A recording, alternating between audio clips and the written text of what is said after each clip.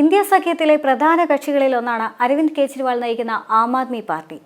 സഖ്യത്തിലുണ്ടെങ്കിലും ചില സംസ്ഥാനങ്ങളിൽ ഒറ്റയ്ക്ക് നിൽക്കാനാണ് ആം ആദ്മി നേരത്തെ തന്നെ താൽപ്പര്യപ്പെട്ടിരുന്നത്. കോൺഗ്രസ് സംസ്ഥാന ഘടകങ്ങൾ സ്വീകരിച്ച ചില നിലപാടുകളും ഇതിന് കാരണമായിരുന്നു. പഞ്ചാബിലും ഹരിയാനയിലുമെല്ലാം ആം ആദ്മി കോൺഗ്രസ് സഖ്യം ഇല്ലായിരുന്നു. ഡൽഹിയിലും ഇതേ വഴിയാണ് ഒരുങ്ങുന്നത്. അടുത്ത വർഷം ആദ്യത്തിലാണ് ഡൽഹി നിയമസഭാ തെരഞ്ഞെടുപ്പ്. 70 അംഗ നിയമസഭയിൽ ആം ആദ്മിക്ക് മുന്നിൽ 2 ഭൂരിപക്ഷമുണ്ട്. കഴിഞ്ഞ 2 തവണ നടന്ന തെരഞ്ഞെടുപ്പുകളിലും ആം ആദ്മിക്ക് ജനങ്ങൾ സമ്പൂർണ്ണ പിന്തുണ നൽകിയിരുന്നു. എന്നാൽ ലോക്സഭാ തെരഞ്ഞെടുപ്പ് വരുമ്പോൾ അവർ BJPക്കൊപ്പം നിൽക്കും. ഇത്തരം വ്യത്യസ്തമായ കണക്കുകൾക്കിടെയാണ് കെജ്രിവാൾ തെരഞ്ഞെടുപ്പ് നിലപാട് വ്യക്തമാക്കി ഇപ്പോൾ രംഗത്ത് വന്നത്. ഡൽഹി നിയമസഭാ തെരഞ്ഞെടുപ്പിൽ ആം ആദ്മി പാർട്ടിക്ക് ഒറ്റയ്ക്ക് മത്സരിക്കുമെന്ന് കെജ്രിവാൾ മാധ്യമങ്ങളോട് പ്രതികരിച്ചിരുന്നു. ഡൽഹിയിൽ വാർത്താ സമ്മേളനത്തിനിടെയായിരുന്നു അദ്ദേഹത്തിന്റെ ഈ തുറന്നു പറച്ചിൽ. ഡൽഹിയിൽ സ്വാധീനം ശക്തിപ്പെടുത്താൻ ശ്രമിക്കുന്ന കോൺഗ്രസിന് വലിയ തിരിച്ചടിയാണ് കെജ്രിവാളിന്റെ ഈ തീരുമാനം. ഒരു കാലത്ത് കോൺഗ്രസ് തുടർച്ചയായി ഭരിച്ച സംസ്ഥാനമാണ് ഡൽഹി എന്നതും എടുത്തു പറയേണ്ടത് തന്നെയാണ്. ഷീല ദീക്ഷിത് തുടർച്ചയായി കോൺഗ്രസ് മുഖ്യമന്ത്രിയായ ഡൽഹിയിൽ അഴിമതി ആരോപണം ഉയർത്തിക്കൊണ്ടാണ് കെജ്രിവാളിന്റെയും ആം ആദ്മിയുടെയും ഉദയം. പിന്നീട് മാറിമറിഞ്ഞ രാഷ്ട്രീയ സമവാക്യങ്ങൾ കോൺഗ്രസിന് കൈകൊടുക്കാൻ ആം ആദ്മി തയ്യാറായി എന്നത് മറ്റൊരു കാര്യം. 2 പാർട്ടികളും ശത്രുപക്ഷത്ത് നിർത്തിയിട്ടുള്ളത് BJPയെ തന്നെയാണ്. ഡൽഹി നിയമസഭാ തെരഞ്ഞെടുപ്പിൽ ഒരു പാർട്ടിയുമായും സഖ്യമുണ്ടാകില്ല എന്നും ആം ആദ്മി പാർട്ടി തനിച്ച് മത്സരിക്കുമെന്നുമാണ് കെജ്രിവാൾ ഇന്ന് പറയുന്നത്. രാജ്യതലസ്ഥാനത്ത് സ്വാധീനം ശക്തിപ്പെടാനുള്ള ശ്രമത്തിൽ തന്നെയാണ് BJP ഉള്ളത്. കോൺഗ്രസിനും ആം ആദ്മിക്കും ഇടയിൽ വോട്ടുകൾ ഭിന്നിച്ചാൽ നേട്ടം BJPക്കാകും. അതുകൊണ്ട് തന്നെ കെജ്രിവാളിന്റെ പ്രഖ്യാപനം BJPക്ക് ആശ്വാസവുമാണ്. എന്നാൽ ഡൽഹി നിയമസഭാ തെരഞ്ഞെടുപ്പുകളുടെ കഴിഞ്ഞകാല ചരിത്രമാണ് കെജ്രിവാളിന് ധൈര്യം പകരുന്നത്. 70 അംഗ നിയമസഭയാണ് ഡൽഹിയിലേത്. ഇതിൽ 62 സീറ്റിലും ആം ആദ്മിയാണ് ജയിച്ചത്. അടുത്തിടെ നിരവധി കോൺഗ്രസ് BJP നേതാക്കൾ ആം ആദ്മിയിൽ ചേർന്നിരുന്നു. ഇവരെ കൂടി ഉൾപ്പെടുത്തി ആദ്യഘട്ട സ്ഥാനാർത്ഥി പട്ടിക ആം ആദ്മി പ്രഖ്യാപിക്കുകയും ചെയ്തിട്ടുണ്ട്. 26 പാർട്ടികൾ ഉൾപ്പെടുന്നതാണ് ഇന്ത്യ സഖ്യം. ഡൽഹിയിൽ ഈ സഖ്യം ചേർന്ന് നിന്നാൽ BJPക്ക് വലിയ തിരിച്ചടിയാണ് ഉണ്ടാവുക.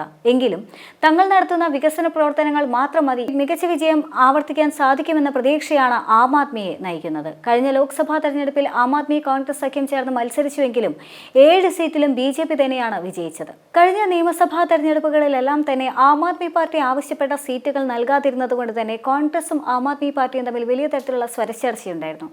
അത്തരത്തിലുള്ള ചർച്ചകളെല്ലാം തന്നെ പിന്നീട് ആം ആദ്മി പാർട്ടി ഒറ്റയ്ക്ക് മത്സരിക്കുന്നു എന്ന തീരുമാനത്തിലേക്ക് നയിച്ചിരുന്നു.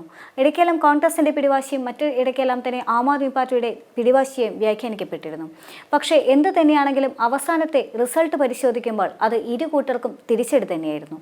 പിന്നീട് കോൺഗ്രസിനെ സംബന്ധിച്ച് കോൺഗ്രസ് നയം മയപ്പെടുത്താനുള്ള ശ്രമമുണ്ടായിരുന്നു. കോൺഗ്രസിനെ സംബന്ധിച്ച് ഇത്തരത്തിലുള്ള വലിയ പ്രത്യാഘാതമെല്ലാം തന്നെ ഉണ്ടാകാനുള്ള പ്രധാന കാരണം ആം ആദ്മിയുമായുള്ള സഖ്യം വിട്ടതുകൊണ്ട് തന്നെയാണ് എന്നുള്ള വിലയിരുത്തലുമുണ്ടായിരുന്നു.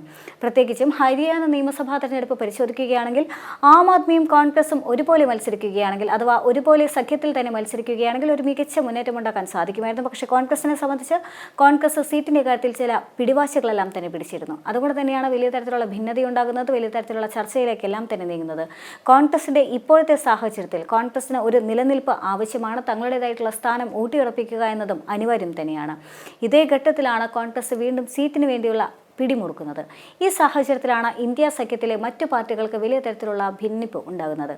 മഹാരാഷ്ട്രയെ സംബന്ധിച്ച് അഖിലേഷ് യാദവുമായി ഇത്തരത്തിലുള്ള സീറ്റ് ചർച്ചകൾക്കെല്ലാം തന്നെ കോൺഗ്രസ് മുതിർന്നുവെങ്കിലും അഖിലേഷ് യാദവ് പക്ഷേ കോൺഗ്രസിന് പിടികൊടുക്കാതെ വഴുതി പോകുന്ന സാഹചര്യമായിരുന്നു. എന്തു തന്നെയാണെങ്കിലും മഹാരാഷ്ട്രയെ സംബന്ധിച്ച് കോൺഗ്രസിന് തിരിച്ചടി തന്നെയാണ് ലഭിച്ചത്. ഇനിയിപ്പോൾ വരാനിരിക്കുന്ന ഡൽഹി നിയമസഭാ തെരഞ്ഞെടുപ്പാണ്. ഡൽഹിയെ സംബന്ധിച്ച് ആം ആദ്മി പാർട്ടിയുടെ വലിയ പ്രതീക്ഷ എന്ന് പറയുന്നത് കഴിഞ്ഞ തവണത്തെ തെരഞ്ഞെടുപ്പ് വിജയം മാത്രമല്ല, കെജ്രിവാളിന് അനുകൂലമായ ഒരു തരംഗം ഇത്തവണ ഉണ്ടാക്കാൻ സാധിക്കുമെന്ന പ്രതീക്ഷ കൂടിയാണ്. അതിൽ ഒന്ന് കെജ്രിവാളിന്റെ അറസ്റ്റുമായി ബന്ധപ്പെട്ടതാണ്. കെജ്രിവാളിന്റെ അറസ്റ്റും പിന്നീട് നടന്ന എല്ലാ സംഭവ വികാസങ്ങളും എല്ലാ പാർട്ടി ഐക്യപ്പെടലുകളും കെജ്രിവാളിന് വേണ്ടി ഉയർന്ന മുദ്രാവാക്യങ്ങളെല്ലാം തന്നെ തങ്ങൾക്ക് അനുകൂലമായി മാറും എന്നുള്ള വലിയ പ്രതീക്ഷ യഥാർത്ഥത്തിൽ ലോക്സഭാ തെരഞ്ഞെടുപ്പിൽ ആം ആദ്മി പാർട്ടിക്ക് ഉണ്ടായിരുന്നു എന്നുള്ളതാണ്. പക്ഷേ ലോക്സഭാ തെരഞ്ഞെടുപ്പിൽ അവയൊന്നും തന്നെ പ്രതിഫലിച്ചിരുന്നില്ല എന്നതാണ്. വീണ്ടും ഈ നിയമസഭാ തെരഞ്ഞെടുപ്പ് വരുമ്പോൾ ഇതേ സാഹചര്യങ്ങളെല്ലാം തന്നെ തങ്ങൾക്ക് അനുകൂലമായി വരാനുള്ള സാധ്യതയുണ്ട് എന്ന ഉറച്ച ബോധ്യവും വിശ്വാസവും കെജ്രിവാളിന് ഉണ്ട് എന്നുള്ളതാണ്. എന്നാൽ അതേസമയം തന്നെ ഈ നിയമസഭാ തെരഞ്ഞെടുപ്പിൽ ഒരുപക്ഷെ കെജ്രിവാളിന്റെ ഈ നീക്കങ്ങളെല്ലാം തന്നെ പാളിപ്പോയി കഴിഞ്ഞാൽ അത് ആം ആദ്മി പാർട്ടി പാർട്ടിയെ സംബന്ധിച്ചാണെങ്കിലും കോൺഗ്രസിനെ സംബന്ധിച്ചാണെങ്കിലും വലിയ തിരിച്ചടി തന്നെയായിരിക്കും. പ്രത്യേകിച്ചും കോൺഗ്രസിനെ സംബന്ധിച്ച് മഹാരാഷ്ട്രയിലെ തിരിച്ചടിയിൽ വലിയ തരത്തിലുള്ള സംഘർഷത്തിലൂടെയാണ് കോൺഗ്രസ് ഇപ്പോൾ കടന്നു പോകുന്നത്. ഒരു പുനഃസംഘടനയിലേക്ക് പോലും നീങ്ങുന്നു. വലിയ തരത്തിലുള്ള അഴിച്ചുമാറ്റം കോൺഗ്രസിൽ ആവശ്യമാണ്. പ്രാദേശിക വിഷയങ്ങളെല്ലാം തന്നെ ചർച്ച ചെയ്യപ്പെടേണ്ടതുണ്ട്. തെറ്റുപറ്റിപ്പോയിരിക്കുന്നു എന്നെല്ലാം തന്നെ ഉറക്കെ പ്രഖ്യാപിച്ചുകൊണ്ടാണ് കഴിഞ്ഞ ദിവസം ACC അധ്യക്ഷനായ മല്ലികാർജ്ജുന ഖാർഗെ രംഗത്ത് വന്നത്. അദ്ദേഹത്തിന്റെ ആ ആത്മവിമർശനം അഥവാ ആഭ്യന്തര വിമർശനം അംഗീകരിച്ചുകൊണ്ട് തന്നെയാണ് രാഹുൽ ഗാന്ധിയാണെങ്കിലും പ്രിയങ്ക ഗാന്ധിയാണെങ്കിലും മുന്നോട്ട് വരുന്നത്.